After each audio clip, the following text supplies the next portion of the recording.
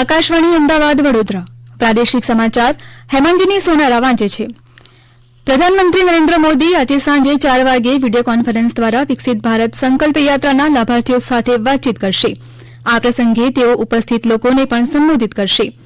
કાર્યક્રમ દરમિયાન પ્રધાનમંત્રી રાજસ્થાન, મધ્યપ્રદેશ, છત્તીસગઢ, તેલંગાણા અને મિઝોરમ માટે વિકસિત ભારત સંકલ્પ યાત્રાને લીલી ઝંડી બતાવી પ્રસ્થાન કરાવશે. આ કાર્યક્રમમાં કેન્દ્રીય મંત્રીઓ, સાંસદો, ધારાસભ્યો અને સ્થાનિક જનપ્રતિનિધિઓ ભાગ લેશે. સરકારની વિવિધ મુખ્ય યોજનાઓના લાભો વિશે લોકોને જાગૃત કરવા માટે દેશભરમાં વિકસિત ભારત સંકલ્પ યાત્રાનું આયોજન કરવામાં આવી રહ્યું છે. કેન્દ્રીય ગૃહમંત્રી અમિત શાહ આજે ગુજરાતની મુલાકાતે છે. તેમણે આજે અમદાવાદના ચાંગોદર ગ્રામ પંચાયત ખાતેથી વિકસિત ભારત સંકલ્પ યાત્રા રથને પ્રસ્થાન કરાવ્યું. આ તકે સંબોધન કરતા શ્રી શાહે કહ્યું કે દેશની આઝાદીને જ્યારે 100 વર્ષ પૂર્ણ થશે ત્યારે દુનિયાના તમામ ક્ષેત્રોમાં ભારત પ્રથમ ક્રમે આવે તે માટે યોજાયેલી યાત્રા એટલે વિકસિત ભારત સંકલ્પ યાત્રા. તેમણે કહ્યું કે દેશના દરેકે દરેક પરિવારને ગેસ, પાણી, રાશન, આરોગ્ય, શૌચાલય સહિતની તમામ મૂળભૂત સુવિધાઓ મળે તે સુનિશ્ચિત કરવા માટે આ યાત્રા યોજાઈ રહી છે. તેમણે દેશના 60 કરોડ ગરીબ પરિવારનું જીવન ધોરણ ઊંચું લાવવા માટે પ્રધાનમંત્રી નરેન્દ્ર મોદીએ આપેલા યોગદાનને બિરદાવ્યું હતું. શ્રી શાહ હવે પછી વલ્લભ વિદ્યાનગર સ્થિત સરદાર પટેલ યુનિવર્સિટીના 66મા પદવીદાન સમારોહમાં મુખ્ય અતિથિ તરીકે ઉપસ્થિત રહેશે અને દીક્ષાંત પ્રવચન આપશે. આ સમારોહમાં ગુજરાતના રાજ્યપાલ આચાર્ય દેવવ્રત, ઉચ્ચ શિક્ષણ મંત્રી ઋષિકેશ પટેલ અને શિક્ષણ રાજ્યમંત્રી પ્રફુલ્લ પાનસેરિયા પણ ઉપસ્થિત રહેશે.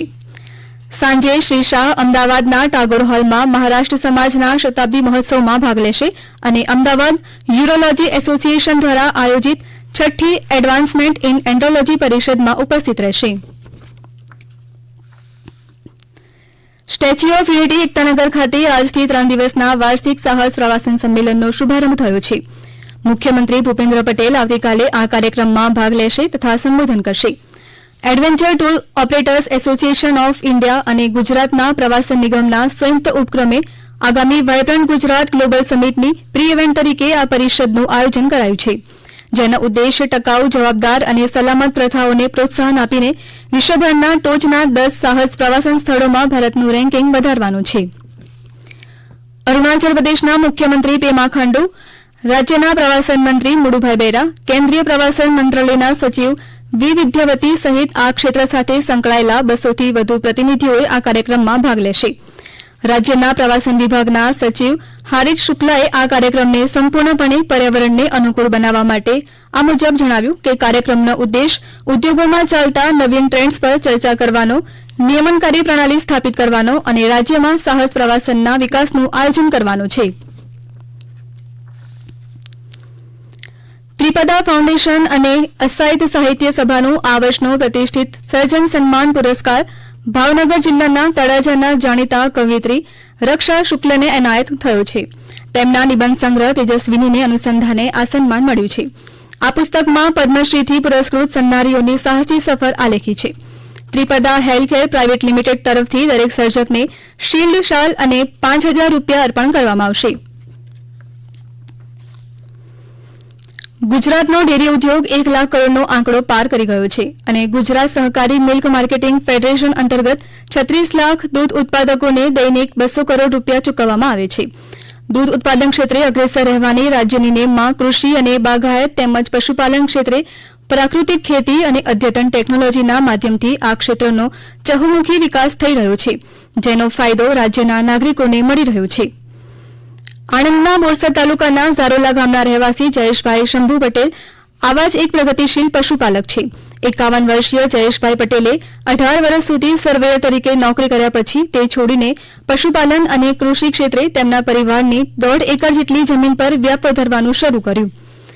તેઓ આજે 12 ગાયોના દૂધથી દર મહિને 1.5 લાખની આવક કરે છે. છોટાઉદેપુરમાં સરકાર સંચાલિત આદિવાસી સંગ્રહાલય સમારકામ કર્યા પછી ગઈકાલે જાહેર જનતા માટે ખુલ્લું મૂકવામાં આવ્યું હતું. સંગ્રહાલય સવારે 10:30 થી સાંજે 5:30 સુધી ખુલ્લું રહેશે. છોટાઉદેપુર સંગ્રહાલયમાં રાઠવા, ભીલ, તડવી, નાયકડા જેવી આદિવાસી જાતિઓની ઘરગથ્થુ ચીજવસ્તુઓ, ઘરેણાં, વસ્ત્રો, સંગીત વાદ્યો, કૃષિના સાધનો, માટીકામના નમૂનાઓ, કાષ્ઠના દેવદેવીઓના પૂતળા વગેરે પ્રદર્શિત કરવામાં આવ્યા છે. જેમાં તેમના મૂળ નિવાસસ્થાનો જેવા જ ઘરો બનાવી તેમાં સ્ત્રી પુરુષ બાળકોના પૂતળા બનાવી તેમને ડાયોરામાઓમાં ગોઠવી તેમની જીવનશૈલી દર્શાવતા આબેહૂબ દ્રશ્યો સંગ્રહાલયમાં ઉભા કરવામાં આવ્યા છે. આદિવાસી સંસ્કૃતિનું જતન અને રક્ષણ કરવાનો ઉમદા પ્રયત્ન કરવામાં આવી રહ્યો છે. આકાશવાણીના અમદાવાદ વડોદરા કેન્દ્ર પરથી પ્રાદેશિક સમાચાર પૂરા થયા. વધુ સમાચાર આપ અમારી વેબસાઇટ newsonair.gov.in/ગુજરાતી પર વાંચી શકશો.